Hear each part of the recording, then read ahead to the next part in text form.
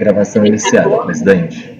Bom, dando continuidade aqui à nossa sessão do dia 6 de outubro, na parte da tarde, vamos iniciar a ordem da pauta da parte da tarde do dia 6 de outubro, com o item 40 da pauta, Megadata Computações, de relatoria da conselheira Viviane. Portanto, conselheira, a senhora está congelada. Ficou cinza. Sugiro que a senhora saia e retorne.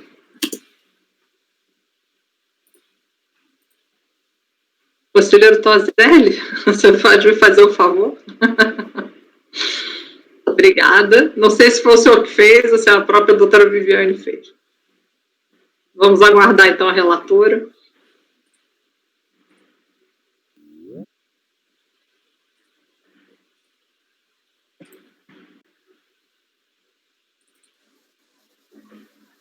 Conselheira Viviane, a senhora me escuta? Caiu de novo, a segunda vez, tá? Agora estou ouvindo bem a senhora. Então, quando a senhora estiver preparada, é o número 40 da pauta Megadata Computações.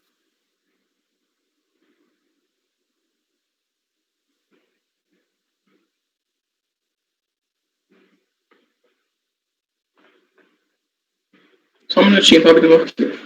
Ok.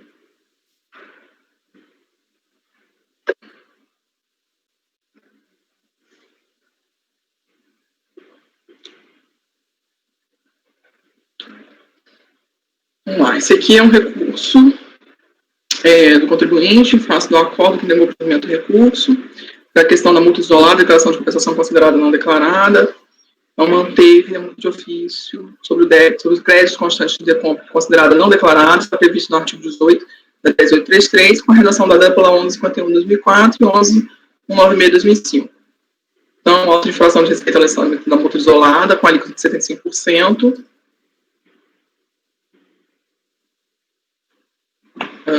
decorrente de compensação não declarada, nos termos do despacho decisório, que examinou, no âmbito do processo administrativo final de 2005-87, as decompras tais. O lançamento, então, foi enquadrado nos artigos que eu já mencionei. No artigo 18, então, da Lei 10.833, com as alterações. O contribuinte se manifestou contra, alegando que, entre outras questões, que a mesma multa teria sido exigida em relação a outra decompra, também considerada não declarada, no momento que os débitos informados de decompra, aos quais se refere o lançamento em tela, foram também informados da decompra tal. Portanto, a multa estaria sendo exigida e em duplicidade não seria devida. A DRJ negou o provimento, considerando a multa isolada acerca da qual o processo versa exigida em face da compensação não declarada, inexistindo previsão legal para seu afastamento, ante o pagamento do débito que deu causa, ou em face do depósito judicial do montante do débito, tenha sido esse efetuado antes ou depois do lançamento. Então, aqui eu trago a ementa da DRJ. E consignou, então, as seguintes conclusões. Na forma da lei, a compensação não declarada da causa multa isolada, as decompras referidas no nosso item 2 foram consideradas não declaradas, tal fato se consolidou na esfera administrativa. A lei determina que a multa isolada é calculada pela aplicação do percentual de 75% sobre o valor dos débitos indevidamente compensados, não acolhidas as alegações dos interessados, duplicidade de exigência, aplicação invocada da lei infringente de dispositivos, o lançamento da multa isolada, deve ser mantido. O recurso voluntário apresentado sob os mesmos argumentos da impugnação também foi negado, conforme a ementa já referida.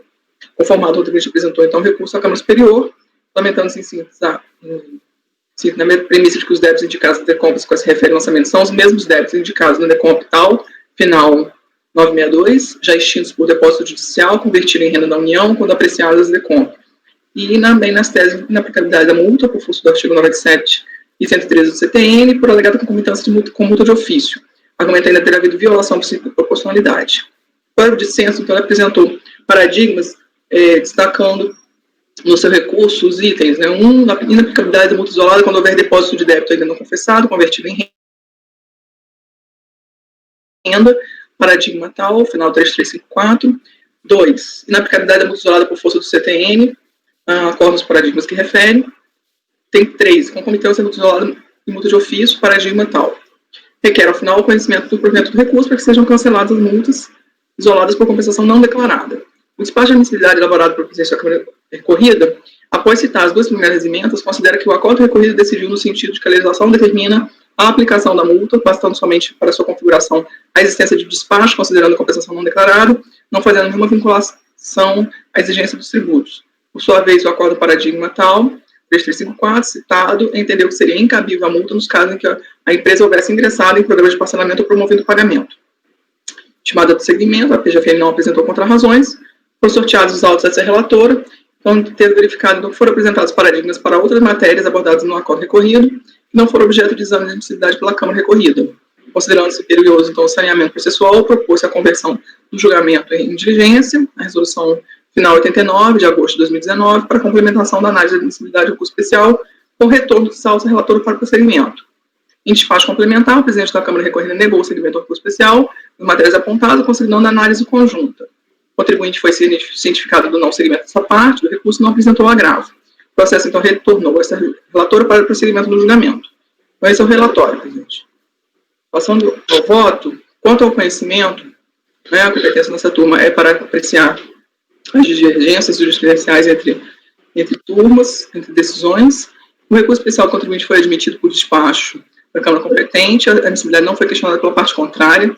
Como relatado, o despacho de admissibilidade original deu seguimento ao recurso, analisando o paradigma referente ao primeiro argumento aprovado do recurso especial, quanto, então, a inaplicabilidade da multa isolada quando houver depósito de débito ainda não confessado convertido em renda. Paradigma 3403-003354. Trago aqui a ementa dele. A multa, compensação não declarada, não aplicação, pagamento ou parcelamento antes da análise da DECOMP.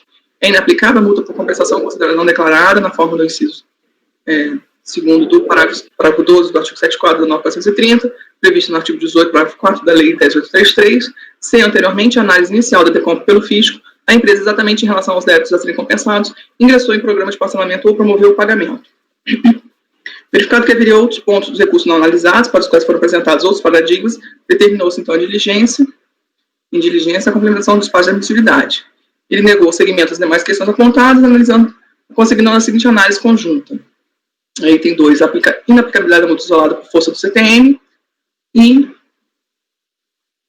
tem 3, da concomitância do multa isolada, de ofício multa isolada.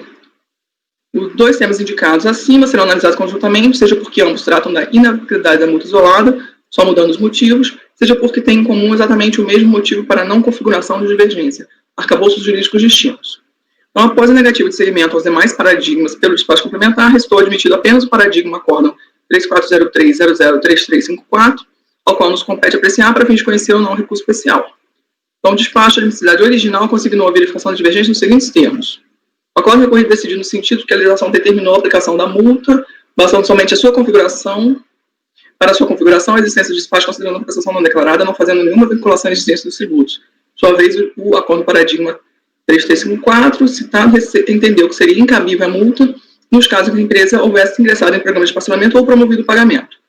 O recorrente utiliza esse paradigma para contestar a conclusão do acordo recorrido de que para que a multa aplicada seja a única premissa legal, para que a multa seja aplicada, a única premissa legal é a existência de compensação considerada não declarada. No presente caso, a arguição do contribuinte em fase de impugnação e repisada em recurso voluntário foi assim descrita na decisão recorrida. Inconformado, o interessado apresenta a impugnação, descrevendo os fatos que antecederam. No item 3 da impugnação, o interessado afirma que o lançamento é improcedente porque a multa está sendo exigida em duplicidade, alegando que as 3 decompras em tela transmitidas foram apresentadas com base no processo final 2005-87, relativo a pedido de habilitação do crédito por decisão judicial transitada julgada, quem em 2006 apresentou nova decomp de final 962 para, entre outros, compensar os mesmos débitos das 3 decompras referidas anteriormente, decomp que no processo administrativo final 2007-11 a ADRJ considerou não declarada, lavando a multa em 55%. E, recentemente, em março de 2010, foi proferido o despacho decisório e considerou não declaradas as decomps anteriores, referidas na linha A. Em razão disso, a fiscalização entendeu que o auto deveria ser lavado para exigir 75%, nova multa isolada de 75%. Interpôs o recurso suspensivo contra a decisão, que considerou não declarada aquela decomp, com o intuito de suspender a exigibilidade, impetrou mandado de segurança, depositando judicialmente os valores supostamente devidos. Uma vez que os débitos compensados na decomp não haviam sido declarados por meio de CTF, então foram lavrados outros autos, no que releva aqui ao caso em que, para apresentar os benefícios, então requereu a conversão em renda dos montantes depositados, e apresentou petição nos autos do processo final 2007-2011 e 2009-51, desistindo do recurso apresentado. e alega que o auto de infração não pode exigir novamente a mesma multa isolada, porque os débitos compensados nas 3 citadas decompos também foram objeto de decomp tal, da qual a fiscalização lhe está exigindo multa isolada. Quanto ao mérito da decisão recorrida, por citática, cabe transcrever o trecho que fundamenta a negativa do provimento do recurso voluntário apresentado. Que observa que a auto-infração verifica se decorre da exigência de base decisória, considerou não declarados descompitais, recorrente alega a existência em duplicidade, pois a mesma multa também foi exigida no decompital, que também foi considerado não declarado. Então, aqui faz a síntese. Realmente, observando as declarações de compensação, constata que os débitos informados são idênticos. Entretanto, a previsão legal que define a multa por declaração considerada não declarada não faz nenhuma ressalva quanto à existência de declarações apresentadas com o mesmo débito compensado. Para que a multa seja aplicada, a única premissa legal é a existência de compensação considerada não declarada. Assim, entendo que a multa deverá ser exigida independentemente da existência de declarações que tratam dos mesmos débitos, visto que a penalidade incide na declaração considerada não declarada. Quanto à alegação de que a multa... E aí ele traz os outros fundamentos. Suposta irregularidade. Então, eu entendo não existir razão recurso em multa. Então, nego o provimento do recurso voluntário. Verifica-se disso que, ainda que o contribuinte tenha trazido aos autos a alegação de que os débitos compensados na outra decomp foram objeto de depósitos judiciais convertidos em renda da União, anteriormente à data do despacho decisório que considerou não declaradas as compensações e deu causa à auto-infração de multa isolada, ora questionado, sobre isso não se manifestou o acordo recorrido. Ao contrário da decisão da RJ, que se manifestou sobre a questão dos depósitos judiciais, a decisão recorrida afasta a alegação de que a multa isolada não seria devida em razão da exigência em duplicidade de multa isolada sobre os mesmos débitos, como alegado pelo contribuinte, mas em nenhum momento manifestou sob o ponto de discórdia, em tese, trazendo um recurso especial quanto à inaplicabilidade de multa isolada quando houver depósito de débito ainda não confessado convertido em renda. O recurso especial, para ser conhecido, exige que a matéria tenha sido questionada, ou seja, no acordo recorrido tem de haver manifestação sobre ela, sob pena de descumprimento dos requisitos regimentais, de um dos requisitos, parágrafo 5º do artigo 67 do RICAF. Ainda que o contribuinte tenha suscitado a questão em sede de recurso voluntário, se o voto vencedor do acordo recorrido silenciou sobre o tema, deveria ter oposto os necessários embargos de declaração para suprir a omissão. Do contrário, resta evidenciada a ausência de questionamento, pois não há como se evitar o confronto, efetuar o confronto entre o recorrido e o paradigma, se o recorrido sequer se pronunciou sobre a questão suscitada. Diante da ausência de pré-questionamento sobre o ponto recorrido, no presente caso, entendo que o recurso não deve ser conhecido.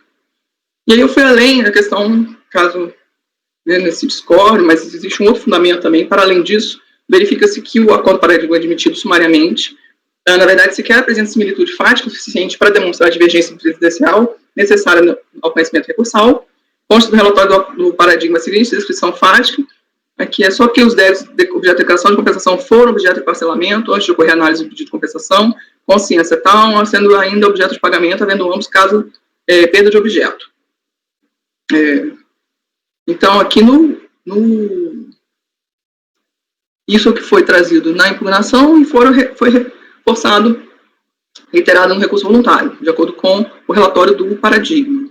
Então, como visto no presente caso, distinta especificamente a questão dos depósitos judiciais corresponde aos débitos compensados em outro decomp, que não estão em discussão nestes autos, a qual se conecta apenas em razão da alegação de duplicidade de débitos. Ou seja, no presente caso, a similitude fática é evidenciada de plano, pois sequer se trata de conversão de renda referente a débitos da própria decomp em discussão, mas em outra decomp, existindo uma discussão anterior quanto à existência de duplicidade de débitos, que é a principal alegação destes autos e que inexiste no paradigma. Então, considero que esse caso recorrido tem essa peculiaridade, essa particularidade, e é diferente do acordo paradigma.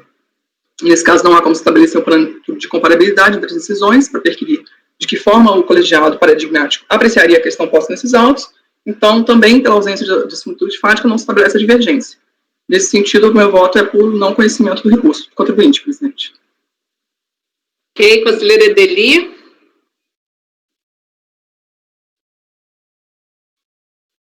F8, conselheira.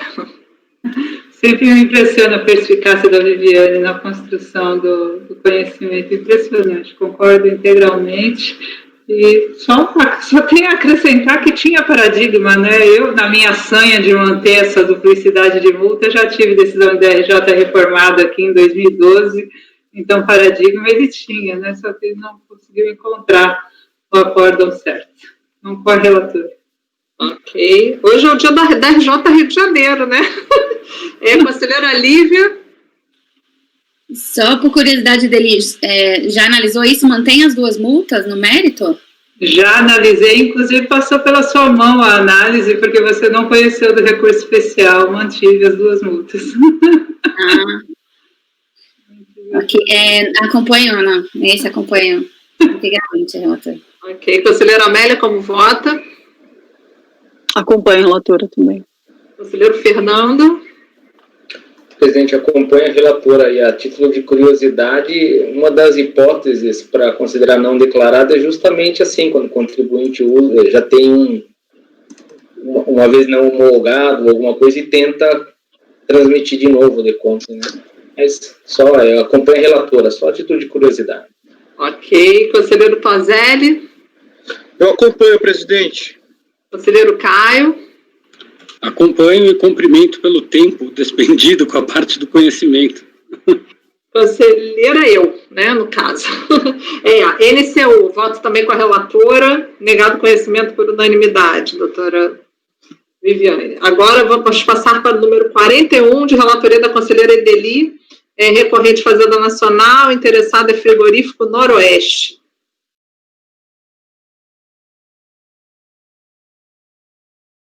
Eu mandei por e-mail e esqueci de pôr na pasta. Não, tá tranquilo. É só colocar também na pasta. Já localizei aqui. Ok. Frigorífico Noroeste é multa, agravamento de penalidade por falta de atendimento à intimação para comprovação da origem de depósitos bancários. Então, recurso da Procuradoria contra acórdão 1803.507, que deu parcial provimento ao recurso voluntário para reduzir a multa de 112 para 75%. Se me permite, vou passar à frente. A questão é matéria simulada, a divergência está demonstrada, mas vou direto ao voto. O recurso especial da PFN poderia ser conhecido com fundamento das razões do presidente de Câmara aqui adotadas, contudo, a recente aprovação da súmula CARF 132 impede que assim seja. O presente processo tem por objeto o lançamento de RPJ e reflexos 2003-2004. A acusação está fundamentada em omissão de receita caracterizada por depósito de origem não comprovada. Sobre os tributos foi 225, não, 112,5. Quanto ao lançamento das rubricas principais, a decisão de primeira instância manteve as exigências, pelo que a contribuinte apresentou recurso voluntário, examinando, o colegiado afastou o agravamento dessa matéria, a Procuradoria recorre. Ela pretende o restabelecimento por entender que estimações fiscais não podem ser consideradas meras solicitações, o contribuinte tem o dever de colaborar com a auditoria fiscal, a que se registrar de antemão, que neste caso não houve arbitramento, tampouco foi caracterizado embaraço. Essa conselheira tem se manifestado em favor do agravamento, ainda que a autoridade consiga alcançar por outros meios a verdade dos fatos ou evidências mínimas que permitam o lançamento por presunção. Aqui tem o relato das intimações, mas esta conselheira também, sabendo que não consegue, que tem sido reiteradamente vencida, também propôs a súmula e, como se vê, a mesma conduta da contribuinte não atender a intimação requerendo comprovação idônea da origem dos créditos bancários teve como consequência a exigência de omissão de receita presumida, acrescida de multa de ofício de 75% e também como consequência a imposição da multa gravada. Em tais circunstâncias, depois da edição do acórdão recorrido, estou consolidado o entendimento na súmula CARF 133, em tais condições, em observância ao 67, parágrafo 3º, não cabe recurso especial de decisão que abaixe o entendimento de súmula, ainda que a súmula for aprovada, e por isso nego o conhecimento do recurso especial. Para não ser vencida, súmula proposta, súmula aprovada. Então, nego o conhecimento. Ok. Conselheira Lívia, como vota? Acompanho para não perder o mandato também. Conselheira Viviane, vamos lá. Acompanho. Preciso só ouvir vocês. Conselheira Amélia? Acompanho. Conselheiro Fernando? Acompanho. Conselheiro Tozelli? Acompanho. Conselheiro Caio? Com a relatora. Eu também, NCU, partindo para o próximo. Processo número 43, relatoria da conselheira Amélia, recorrente Fazenda Nacional, interessado Pousada, Vila Sol e Mar. Conselheira, só está com a palavra.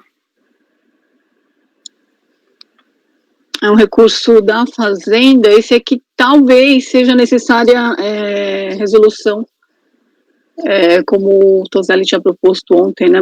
Mas no caso dele acho que foi conhecido, porque tem dois itens, no segundo item só foi só foi analisado um paradigma, e eu não estaria conhecendo desse paradigma. Então, se vocês não concordarem comigo, será necessário a análise do outro paradigma.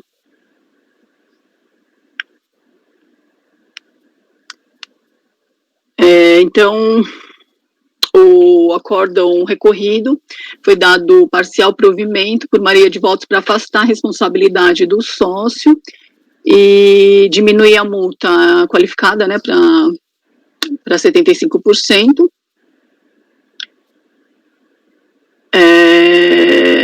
Inconformada a PGFN entrou com recurso especial, alegando, então, divergência jurisprudencial com relação à exoneração da multa qualificada, pois entende a recorrente que houve típico caso de dolo reiterado, caracterizado pela prática do mesmo ilícito por seguidas vezes, no sentido de burlar o legítimo pagamento do tributo, por meio da conduta de impedir ou retardar total ou parcialmente o conhecimento pela autoridade fazendária da ocorrência do fato gerador da obrigação tributária principal, sua natureza ou circunstâncias materiais. E 2, afastamento da responsabilidade do sócio por não aplicar-se ao caso em concreto o artigo 124.1. Então, o exame de admissibilidade, ele foi admitido com relação à multa qualificada. Ele trouxe aqui diversos 103.23.495 e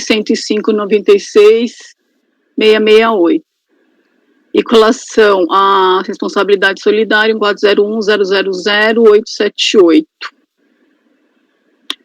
O contribuinte foi devidamente intimado, apresentou contrarrazões, pugna pela manutenção do acordo recorrido com exclusão da responsabilidade tributária e qualificação da multa. Esse foi o relatório, né? Então, em breve, síntese aqui, tratou-se de um auto de infração de imposto de renda, contribuição social, PIS e COFINS, com imposição de multa agravada e qualificada de 225%, em razão de omissão de receitas com base no artigo 42 da 9.430, com fatos geradores de julho de 2007 a dezembro de 2009, com base em arbitramento do lucro e emissão de termos de sujeição passiva solidária do sócio senhor Henrique Littmann. Conforme o TVF, a autuação se deu pelos seguintes fatos. Ocasião dos trabalhos de fiscalização operados pela autoridade, a recorrente foi intimada a apresentar fiscalização, documentos contábeis, fiscais e extratos, com relação às movimentações financeiras mantidas durante o período fiscalizado. Tendo findado o prazo, a recorrente não havia prestado a totalidade dos documentos solicitados, motivo pelo qual ocorreu nova intimação, sobre os mesmos documentos. Ela restou sem qualquer resposta, sendo que numa terceira intimação foi enviado o termo de constatação e intimação fiscal requerendo os mesmos documentos, também não houve a resposta. Ante a ausência de resposta, emitiu o RMF a diversas instituições bancárias, obtendo os extratos referentes, junto ao Banco do Brasil e Bradesco.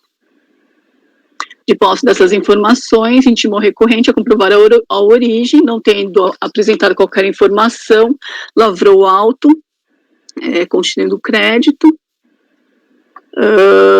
Também entendeu que a empresa recorrente teria atuado em conluio com o seu sócio administrador na realização da conduta sonegadora de forma a enquadrar a hipótese de inclusão desse último no polo passivo.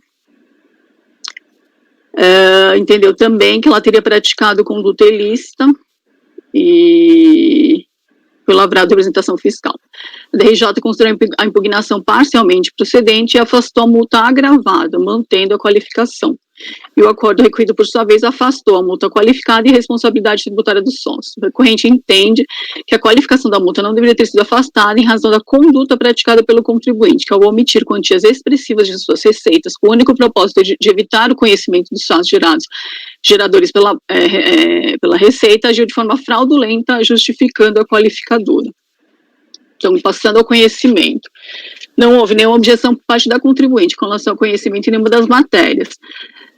No entanto, quando o top da multa qualificada, tem algumas considerações. Foram apresentados e acatados os seguintes acórdãos paradigmas: 103.23.495 e 101.96.668. No primeiro paradigma apresentado, a justificativa de qualificação da multa foi a prática reiterada, como se vê da própria ementa e do seguinte trecho do voto condutor. Então, aqui ele trata da relação da prática reiterada no final, ele conclui aqui, a prática de omitir receitas por mais de 3 anos de forma reiterada denota concretamente o evidente intuito de fraude. Não se pode aqui imaginar que o agente pratica erros de forma contínua por um longo tempo, não possui a intenção de retardar, impedir ou afetar as características essenciais da ocorrência do fato gerador, então ele manteve a multa de 150%. No segundo paradigma, a razão recai no volume dos valores omitidos que leva à prática fraudulenta. Então, aqui, em apenas 3 meses, a omissão representou cerca de 5% das receitas, sendo que a média de receitas omitidas no ano foi de 1/3, tendo em alguns meses superado 50%. Então, aqui, digo eu, né, ou seja, nos 2 casos, a causa da qualificadora da multa é a prática reiterada em um caso e o montante do valor omitido no outro. Agora, nos casos dos autos, nem o TVF, nem o acordo recorrido mencionam tais razões. O que motivou a qualificação? A qualificação, conforme o TVF folhas 420, foram os seguintes pontos, né? Devido à empresa não apresentar sua escrituração contábil e fiscal e com base no RIR, em seu artigo 530, estamos constituídos de ofícios créditos tributários, e os fatos narrados nesse sítio fica inquestionável, evidente, conluio entre a pessoa jurídica e física envolvidas com o intuito de sonegação, como definido nos artigos 71, 2 e 3. Assim sendo, a multa sobre os créditos tributários, objeto deste procedimento fiscal, será qualificada e agravada. E o acordo recorrido assim afastou a multa mais gravosa. Ou seja, no presente caso, uma vez que a falta de apresentação da escrituração contábil da recorrente motivou o arbitramento de seus lucros, estes mesmos fatos não podem servir de fundamento para a qualificação da multa de ofício aplicada. Ou haveria dupla penalização do contribuinte, uma vez que a tributação pelo lucro arbitrado já aumenta a carga tributária. Assim que pese nos acordos paradigmas serem casos de omissão de receitas por presunção, como no caso Intela, verifica que as motivações são diversas. Em caso de multa qualificada, a análise dos fatos e apreciação daquilo que levou à situação dolosa e ou fraudulenta é de suma importância e, como verificado, as situações apresentadas não são similares. Nos casos dos paradigmas apresentados, fatos que levaram à qualificação apontados pelo fiscal diferem do caso aqui tratado e, dessa forma, não verificam a similitude fática necessária para o conhecimento do recurso neste item. Posso passar o segundo item? Então, quanto ao segundo tópico, apresentado e admitido, tratamos da responsabilidade tributária. Então, ele apresentou um 401.000.878, responsabilidade solidária e interesse comum.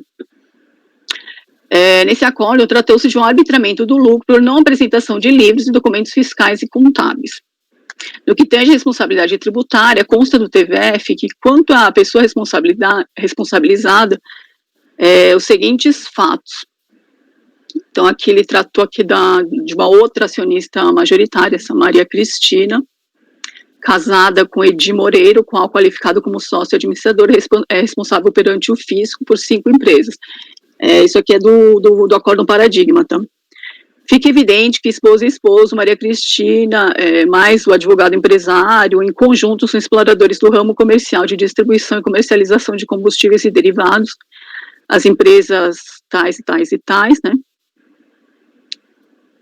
Tudo indica permanecendo administradas por ele. Neste relatório, seus anexos, outros relatórios exaustivos, por sinal, a transferência de recursos de uma empresa para outra, de combustíveis, de gerência comum, de controle comum, idênticos, por sinal, e a maioria conotações nominativas e simplesmente ao senhor Edir. E, sobretudo, vários documentos de gastos dessa empresa, que ela não mantém vínculo contratual, mas sim da sua esposa, em que a prestação de contas é feita diretamente a ele. Contudo, Maria Cristina Gontijo se revela empreendedora e administradora de fato do negócio e mais diretamente da Unip. Então, a amostra de atos negociais à frente da Unip por si só é explicativa e demonstra que ela sempre esteve à frente do controle financeiro da empresa, desde antes de maio, quando retirou seu nome do contrato social da empresa até mais de 2002. Vinha autorizando créditos bancários a terceiros, autorizando solicitação de numerário, assinando cheques junto ao banco. Apenas argumentando, pagou o aluguel do escritório em quase todos os meses, autorizou crédito a favor, tarará. Então, essa pessoa, Maria Cristina e Santiago Garcia, pelo que se apresenta, donos e administradores de fato da empresa, e a outra pessoa estão sendo intimados na condição de contribuintes solidários nos termos do artigo 124.1. E dessa forma, o voto condutor manteve a responsabilidade, né? Então, aqui eu trato mais de um outro trecho também, da mesma forma. Enquanto no caso em debate, a responsabilidade tributária recorreu, conforme o TVF, apenas na pessoa do sócio majoritário, o senhor Henrique, com base no artigo 124 e 135 do CTN. Entendeu a fiscalização que ele teve como intuito de não apresentar os documentos e informar indevidamente o Código 2 como optante pelo Simples Nacional na GFIP, com o objetivo de iludir a administração tributária. Baseou-se ainda no artigo 50 do novo Código Civil, tratando do abuso de personalidade jurídica quando a empresa adquiriu um empréstimo de uma financeira e deu em garantia o bem dos sócios, misturando o patrimônio da pessoa física com a jurídica. E aqui mais um trecho do TVF, né? Ou seja, da análise do caso concreto com os fatos tratados no paradigma, apesar de tratar da responsabilidade tributária em si, são fatos bem diversos, cujo direcionamento dado ali não pode aqui ser transmutado. A riqueza de detalhes dos fatos lá narrados, com a participação do esposo, juntamente com um grupo de empresas em que também eram sócios, a saída da sócia para a entrada de uma interposta pessoa, continuando ela na figura do sócio de fato, as comprovações de que continuava atuando como representante mostram-se muito claras, diferente destes autos em que a configuração da confusão patrimonial teria ocorrido pelo fato da empresa adquirir um empréstimo, tendo sido dado em garantia o bem dos sócios, que é a própria pousada. Então, não consigo vislumbrar aqui a similitude fática necessária para o seu conhecimento. Entretanto, é de salientar que a recorrente apresentou ainda outros acórdãos paradigmas que não foram verificados, tanto paradigmas que se baseiam no artigo 124 quanto no 135. Porém, o próximo paradigma que deveria ser analisado seria o 330201.546 nos termos do parágrafo 5º, né? Que é aquele dos dois primeiros acórdãos citados, né? E como o TVF e o acórdão recorrido trataram dos dois artigos, eu entendo também que ainda que o outro paradigma fosse admitido, não seria suficiente para alterar o acórdão recorrido. Então, eu também não conheço do recurso especial. Mas aí, caso, né, vocês entendam que o outro paradigma deva ser analisado, eu proponho a resolução, para que se profira um novo despacho de admissibilidade com análise do segundo paradigma apresentado. Ok, conselheiro. Conselheira Edeli, como é que a senhora está vendo? Eu estava olhando se seria possível dispensar a análise da responsabilidade, caso não conhecido o recurso em relação à qualificação da penalidade, mas não consegui chegar a essa conclusão. Não consigo ver no acórdão recorrido uma conexão entre a exclusão da multa qualificada e a exclusão da imputação de responsabilidade. Agora, outra dúvida que me surgiu aqui é quanto aos paradigmas da qualificação da penalidade, porque eu vim passar os olhos aqui no recurso especial da Procuradoria e não tenho dúvida que o primeiro paradigma é o 103.23495. Mas quando a gente desce, depois desse paradigma, a Procuradoria vem e coloca: veja-se, por exemplo, que restou consignado nos acórdãos 11.02.502 e 101.96.668. Então, primeiro, na redação desse parágrafo, ela coloca o 11.02 antes do 101. E na hora de transcrever as emendas, ela transcreve a emenda do 101 antes da emenda do 11.02. Então, quando foi feito o exame de admissibilidade, se considerou a ordem em razão da transcrição das emendas. Mas se você for ver a indicação que ela faz, ela indica o 11.02 no texto do recurso especial primeiro, antes do que o 101. Então, é difícil, né? Uma decisão difícil. Mas diz que se consideram os dois primeiros indicados, desprezando-se os demais. E a indicação, a Procuradoria, nessa ordem, ela fala primeiro do 11.02.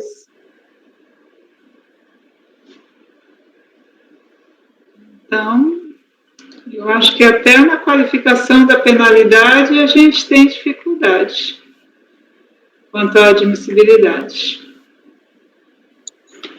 No caso da multa qualificada, desculpa.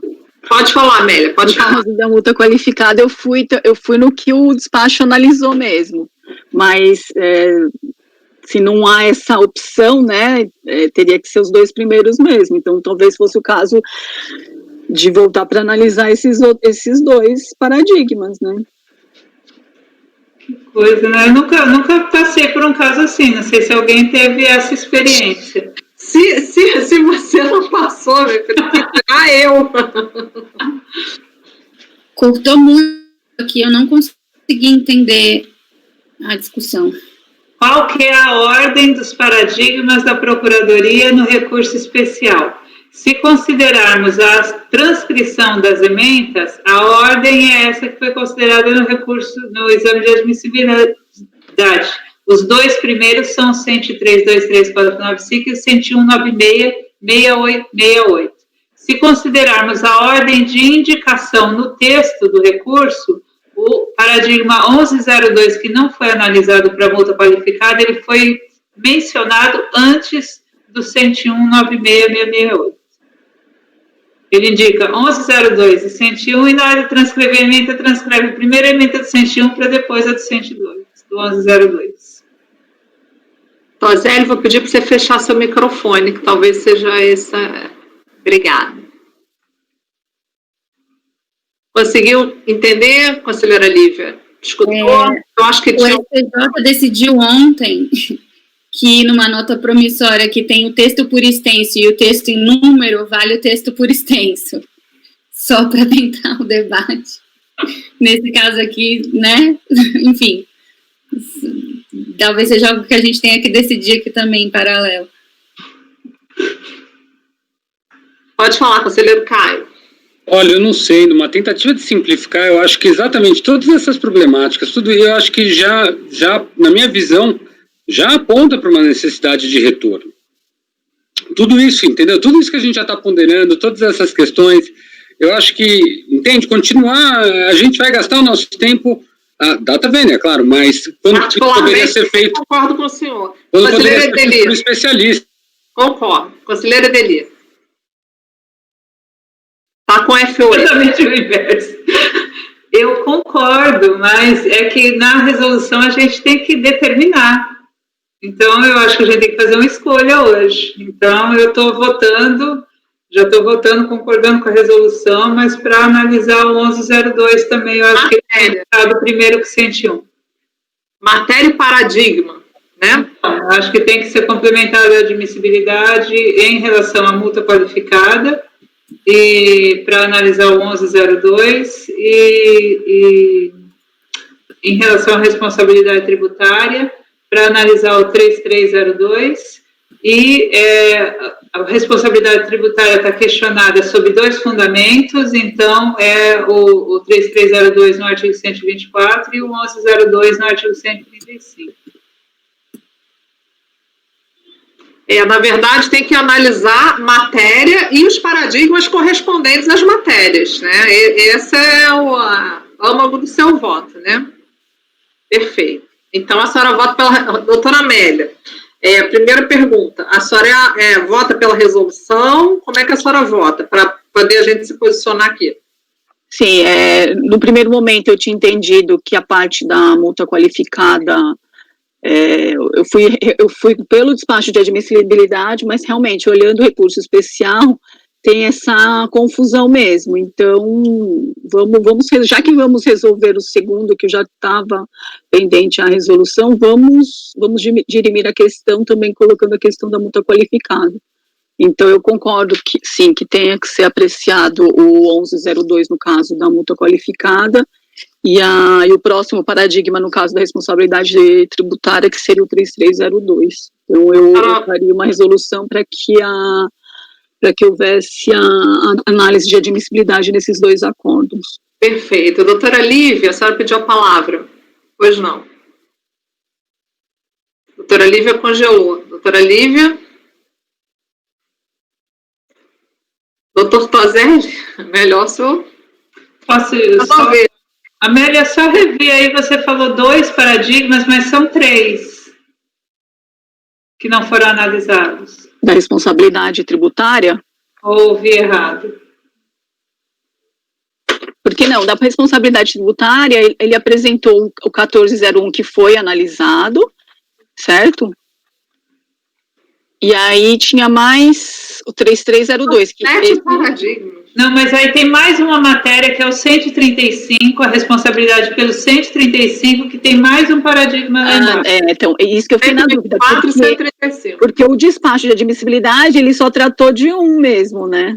Só de um e do 124. Então tem mais uma matéria e mais um paradigma. Ele teria que analisar 2 de cada, ou 2 pelo 135 e 2 pelo 124, ou sei lá, um que seja. Não, é que ele só tem um para o 135, mas aí é matéria não analisada mesmo no exame de admissibilidade. É matéria e paradigmas correspondentes à matéria. Doutora Lívia, a senhora pediu a palavra.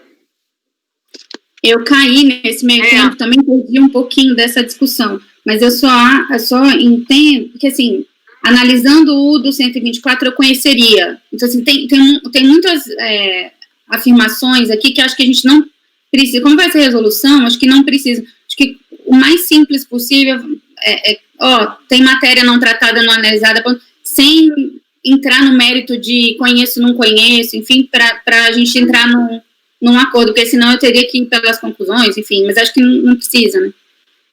Pode falar, conselheira Amélia. Não, eu vou ser bem objetiva e resumida, falando que não foram analisados tais e tais paradigmas e pedindo o retorno para essa análise. E depois volta para mim de novo. Conselheira Viviane.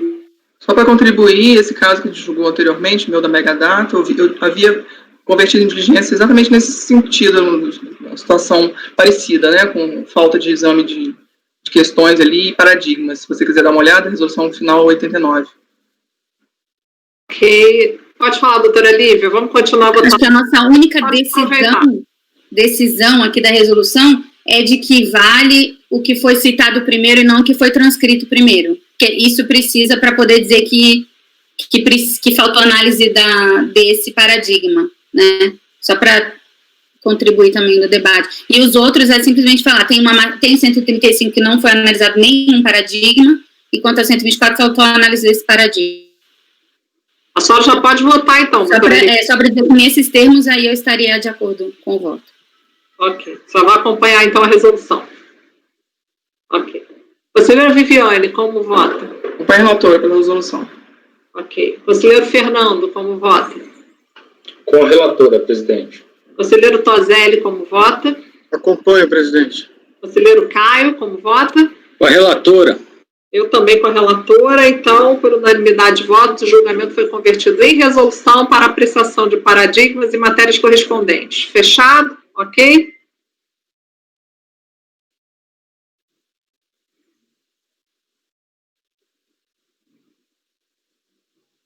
Só um minutinho, que agora sou eu. Bom, número 44 é da minha relatoria, recorrente Fazenda Nacional, interessado Ilha Comunicação. O processo já está na pasta. Tem um carro aqui, um motor pesado aqui, mas vamos ver, vai dar tudo certo.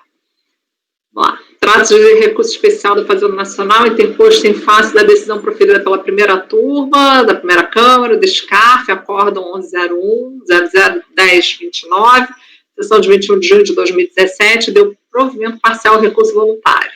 Processo de autos de infração relativos a créditos de RPJ, CSLL, COFINS, PIS, perfazendo na data da consolidação, após a multa de ofício, aí 1.249.662,95. A decisão recorrida deu provimento parcial ao recurso voluntário para afastar a imputação da multa qualificada. Ressalta-se que o auto de infração abrange 3 distintas infrações. Então, omissão de receita da atividade está no auto, tá? Omissão de receita, presunção legal, depósito bancário, receita da atividade, receita bruta, prestação de serviços. O desenrolar do processo, desde o laboratório do auto de infração até a fase impugnatória, enquanto detalhadamente exposto no âmbito do recorrido, aí tá lá, eu transcrevo, tá? Vou lá, em frente, transcrevo tudo. Aí, com a ciência da decisão, o contribuinte apresentou recurso voluntário, no qual alega em breve síntese, novamente consoante o relatório do recorrido, aí também eu transcrevo, vou em frente. A partir da argumentação da autuada, a primeira turma ordinária da primeira Câmara proferiu já citado acórdão 1101, né, que eu falei lá anteriormente. Aqui eu acho que tem alguma coisa errada, porque é 2017, se não me engano, vou marcar aqui. Aí vem imposto de renda, que é ementa, depósito bancário, deferimento de diligência, multa qualificada, imputação de pagamentos efetuados, PIS/COFINS CSL matéria idêntica, aí trago a ementa, encaminhados os autos para ciência da Fazenda Nacional em 31 de 2014, só a Procuradoria interpôs em 10/3, é recurso especial, onde alegou o histórico processual em breve síntese. Aí a Procuradoria entende que o acordo recorrido não prendeu a melhor análise da legislação pertinente, tendo contraído também a jurisprudência desse administrativo e dos extintos conselhos. Transcreve o trecho do recorrido específico ao afastamento da qualificadora, salientando que, no caso em tela, não se aplica a súmula 14 do CARF, já que prática da conduta ilícita por anos consecutivos demonstra inquestionavelmente o intuito de fraude do recorrido.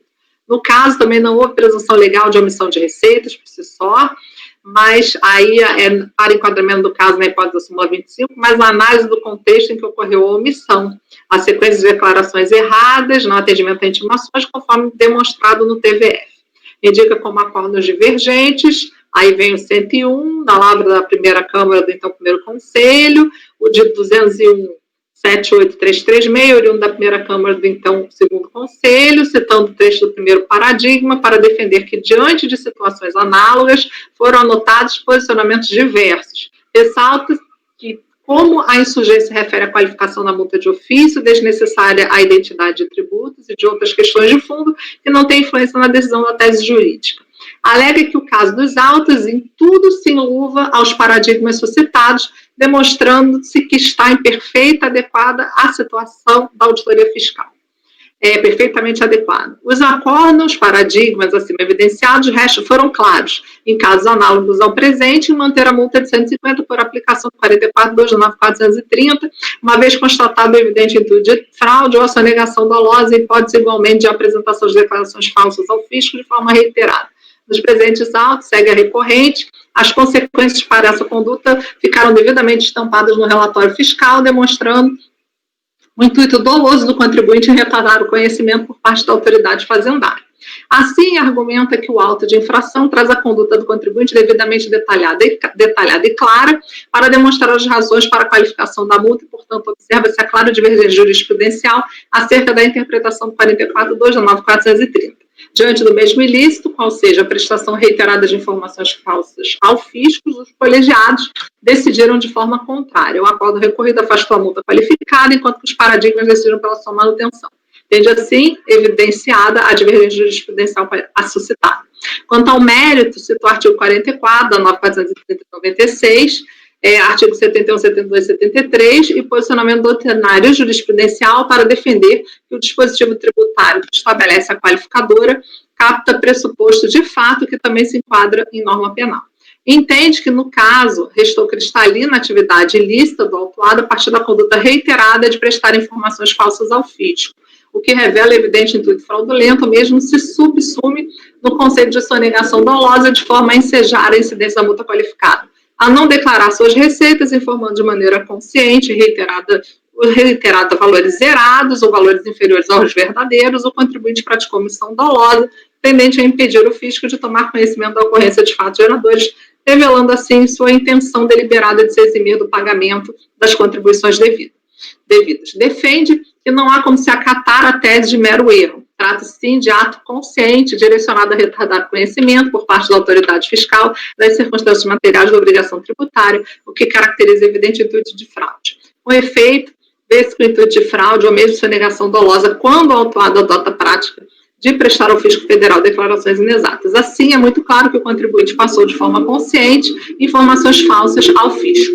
Ora, segue a Fazenda Nacional, depreende-se do próprio 71 da Lei 4.564, que não é de forma alguma permitido ao contribuinte declarar informações sabidamente falsas ao fisco. Interessante salientar novamente, o dever fixado pelo artigo 71 da 4.502 é plenamente compatível com as demais normas que compõem o sistema de direito tributário. Com efeito, diferentemente do que poderia ocorrer em outros ramos do direito, no direito tributário os fiscalizados possuem o dever de colaborar com os fiscais. Esse dever está previsto no 9495 seguinte do CTN. Ora, demonstrado que o contribuinte declarou de forma consciente informações falsas ao fisco federal, não há a menor dúvida de que agiu com dolo. Após citações doutrinárias, defende, ao final, que a autuada praticou atividade ilícita, como resultado de sua conduta, houve diminuição do valor, com consequente pagamento. Está errado. A conduta sempre foi resultado da sua vontade livre, consciente, objetivando impedir ou retardar total ou parcialmente conhecimento por parte da autoridade fazendária do fato gerador. A conduta demonstrou desprezo ao cumprimento da obrigação fiscal, ao princípio da solidariedade matriz constitucional, dever legal de participação indicando necessidade do dolo. Assim, por todos os motivos, defende a recorrente que deve ser mantida a qualificação, posto que amparado nos comandos aplicáveis. O recurso foi admitido para fins de rediscussão da aplicabilidade da multa de ofício, a qualificação, ao lançamento em questão. Por seu turno, a contribuinte cientificada do acórdão quedou inerte e não apresentou contrarrazões. Então, é o relatório. Aí eu vou para o conhecimento, trago aqui os artigos.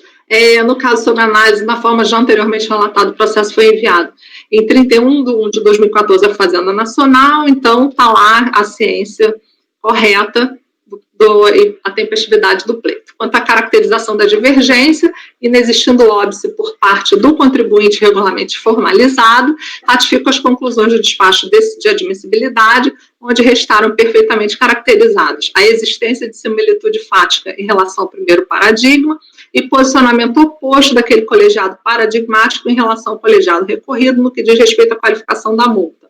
Assim, entendo caracterizada a divergência suscitada e conheço do recurso fazendário. Quanto ao mérito, registro meu alinhamento ao posicionamento esposado no precedente desta turma da Câmara Superior, mais especificamente no acordo 9101-0040-65, da lavra do conselheiro Rafael Vidal, no sentido de que a discussão acerca da qualificadora aqui em questão deva ser tratada à luz do princípio da razoabilidade, mais especificamente a partir dos critérios de relevância, recorrência, reiteração da conduta omissiva do sujeito passivo. Aí ele vem, eu gostei disso, ele fala do Sancho Panza, do Dom Quixote, eu gostei dessa parte aqui, achei boa. Aí eu venho transcrevendo o voto do Dr. Rafael, sublinho aqui algumas partes, a multa gravada, conduta reiterada, multa qualificada de 150.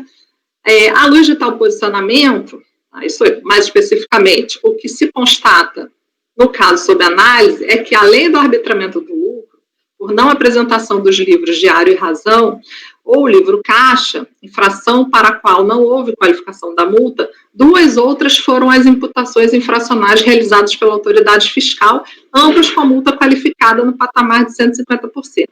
Omissão de valores devidos apurados por excesso em relação à atividade declarada pelo autuado na declaração do Simples. Então, está aqui os valores nessa tabela.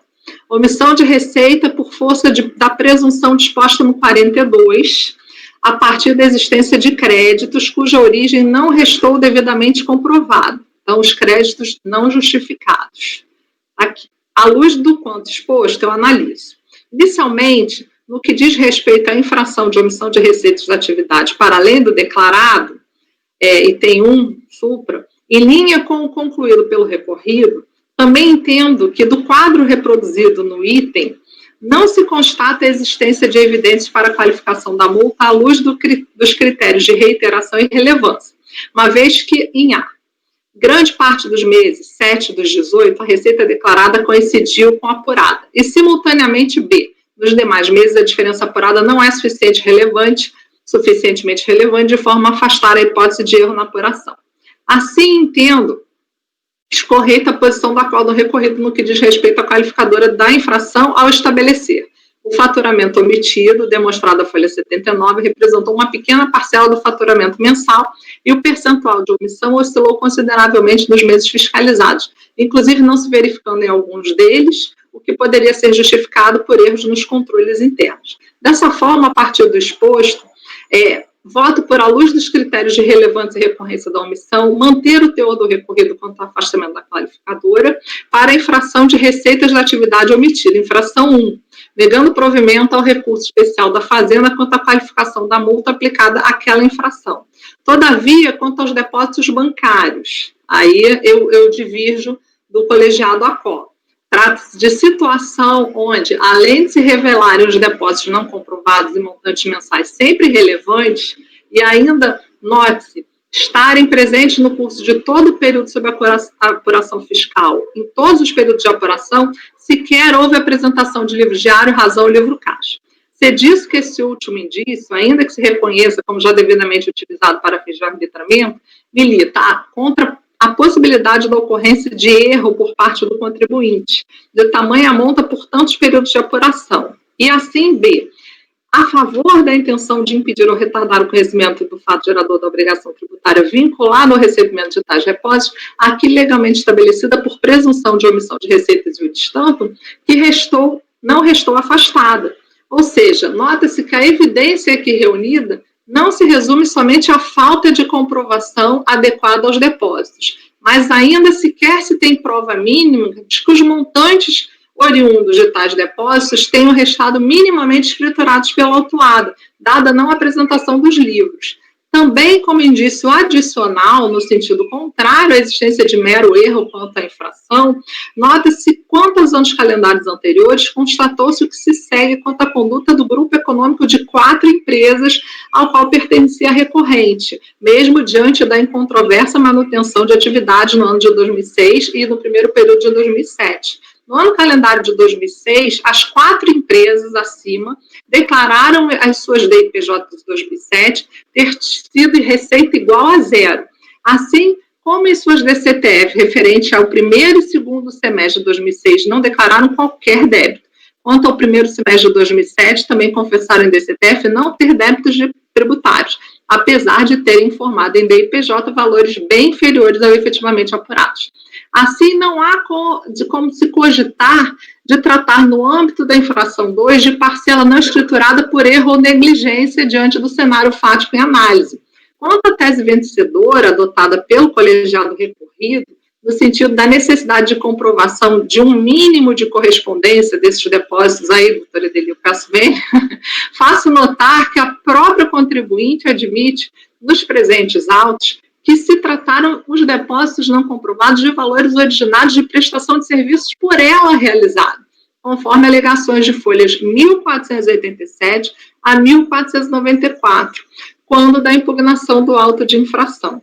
A propósito, em situações como a presente, onde todos os indícios e ou declarações da autuada, inclusive, convergem para a clara vinculação, correspondência entre os depósitos e receitas de atividade no sujeito passivo, em meu entendimento, disciplindo a realização de prova pela autoridade fiscal quanto a tal correspondência, sem qualquer efeito, ainda não omissão presumida.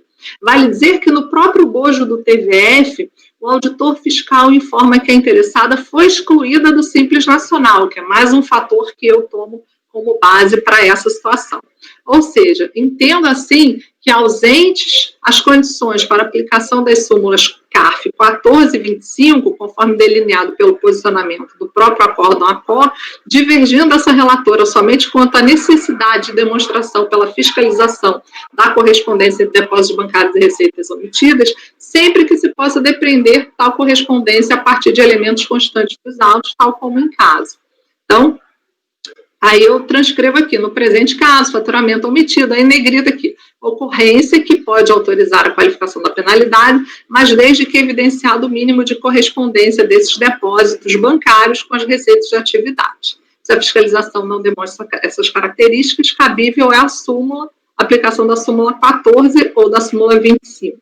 Como disse a benção, tenho me manifestado nesta primeira turma da Câmara Superior acerca da qualificação da multa em caso de omissão de receita, verificando o caso concreto trazido à baila, como bem pode ser observado nos precedentes. Aí eu trago os números dos precedentes que eu tenho votado, ou seja, há diferença em ambos os casos e votei conforme o caso concreto, justificando as minhas razões de decidir em declaração de voto, já a primeira delas, no 5033. Dessa forma, à luz do acima exposto, considerando o conjunto dos elementos coligidos aos presentes autos, verificando-se o objetivo do contribuinte de se manter no Simples Nacional, omitindo receitas da sua atividade, entendo que o intuito doloso de sonegar tributos à Receita Federal encontra-se presente e, portanto, voto por manter a qualificadora no que diz respeito à infração 2. Portanto, eu dou provimento parcial ao RESP da Fazenda Nacional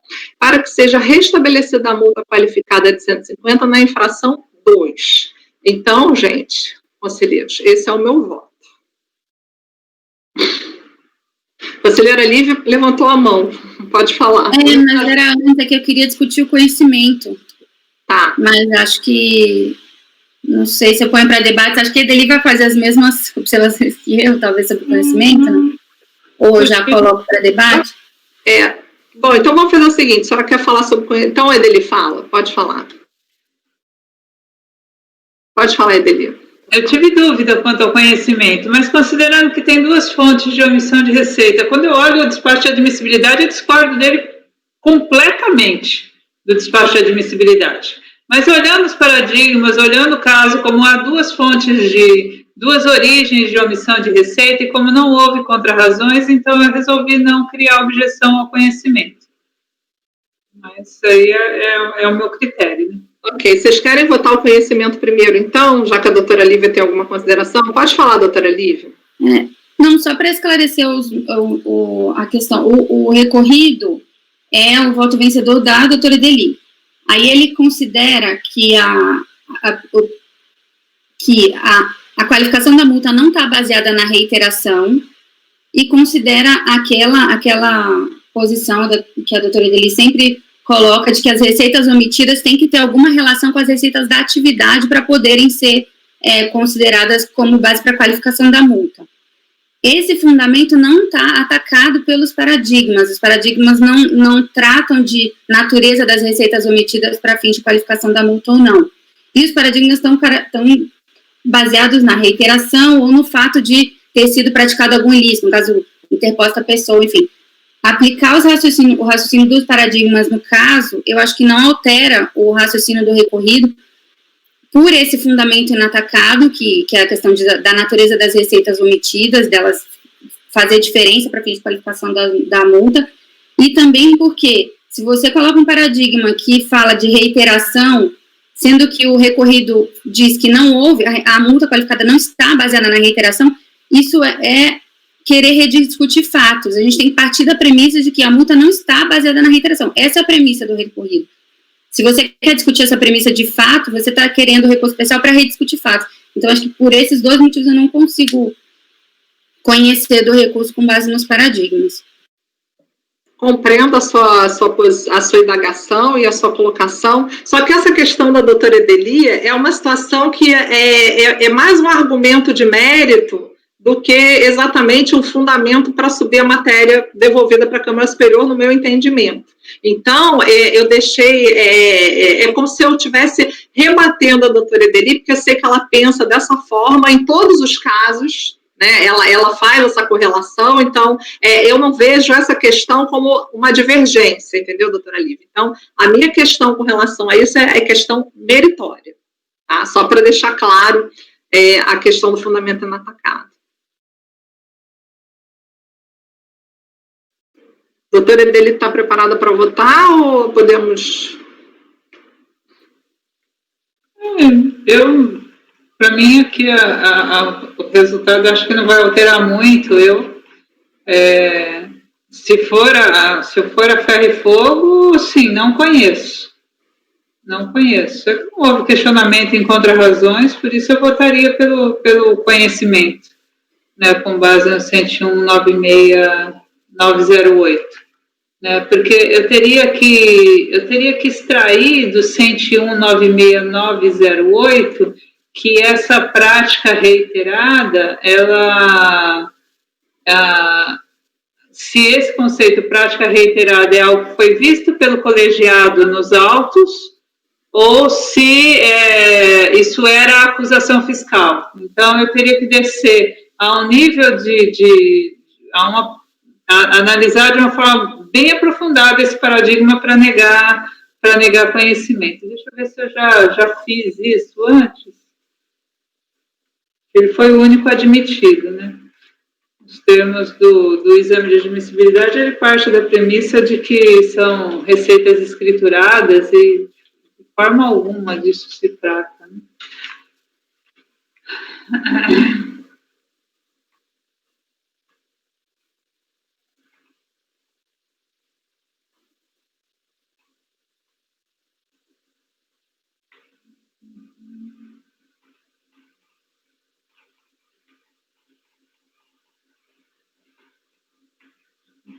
Esse paradigma, no caso da Lynx, não é isso.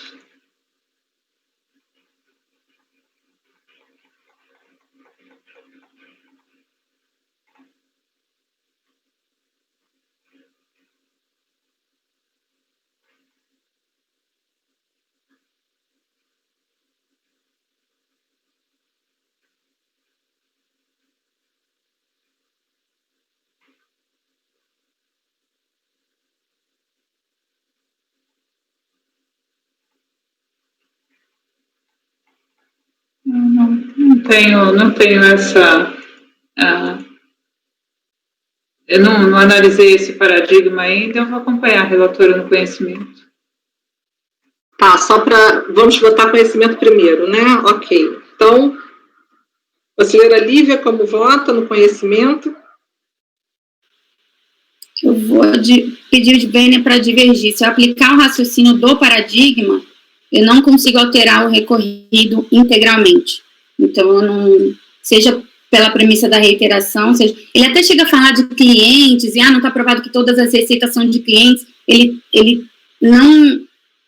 O paradigma, ele não é totalmente silente a questão de que as receitas são ou não da atividade, mas ele não fundamenta a manutenção da multa aí.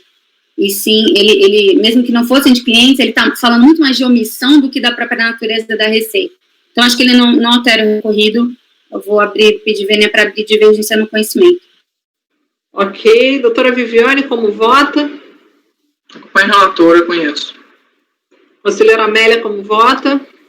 Eu também vou acompanhar a divergência, mas mais por conta dessa questão da reiteração. Então, eu acompanho a divergência, não sei, talvez pelas conclusões. Conselheiro Fernando, como vota? Com a relatora, presidente. Conselheiro Toselli, como vota? Eu acompanho a divergência, presidente. Ok. Conselheiro Caio, como vota? Eu voto por conhecer, com a relatora. Ok. Então, foi por maioria conhecido. Vamos ao mérito, então. Vencidas, doutora Lívia, doutora Amélia e doutor Toselli, ok?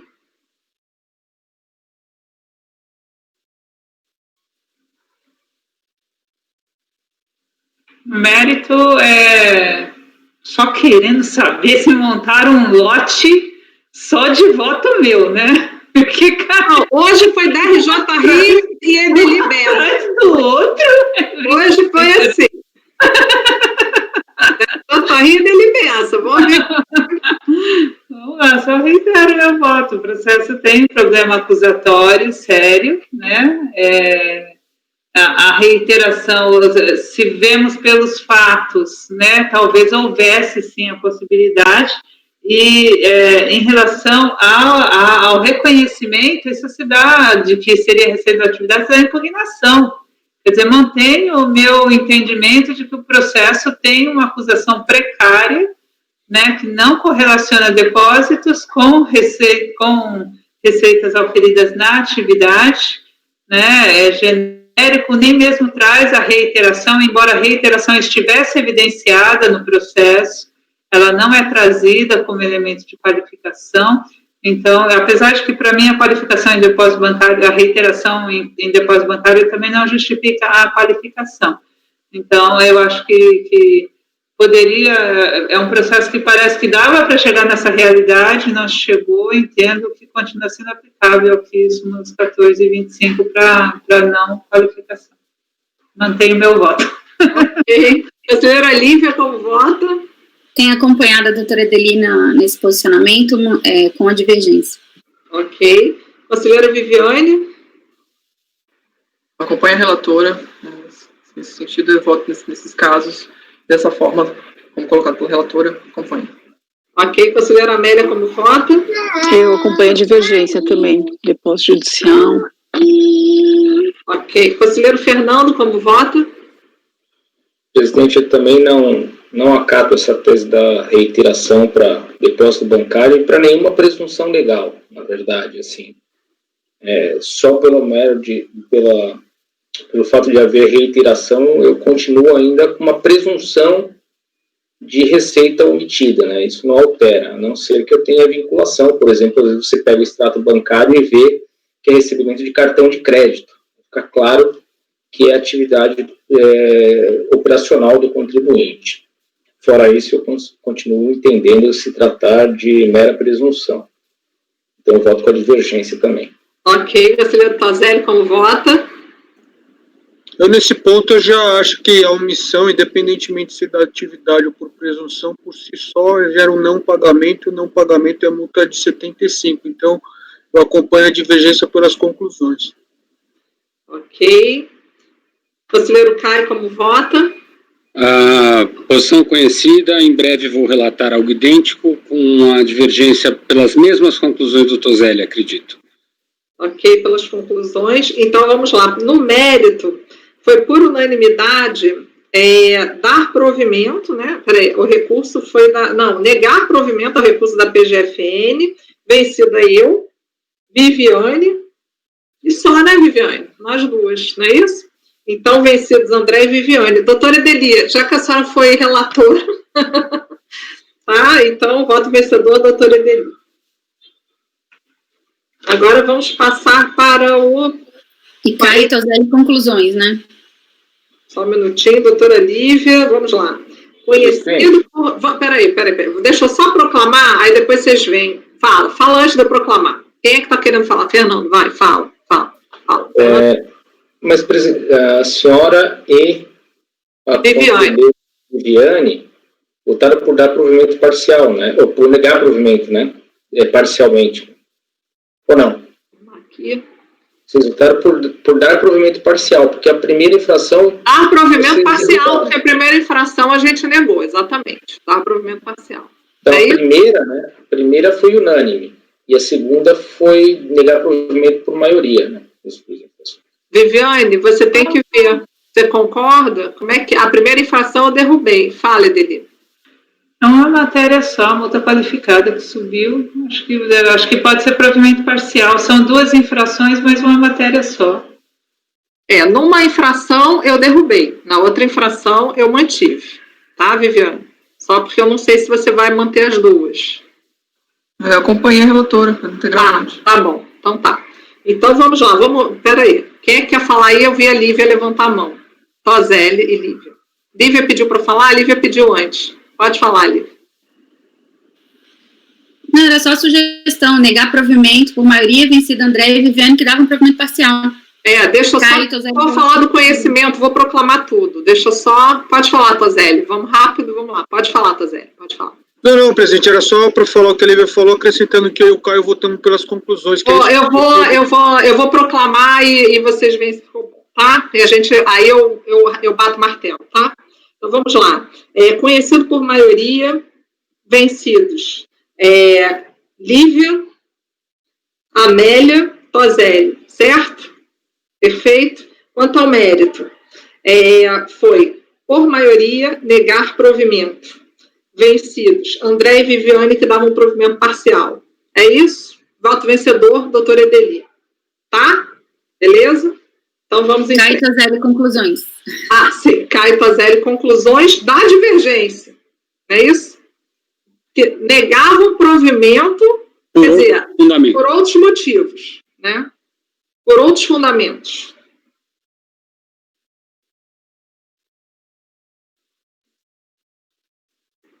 Tá. Continuando, então, 44 foi, 45 agora, também é meu. ABS, tá na pasta. Também a mesma situação, vamos lá. Só que tá lá no número final 2008, 47, tá?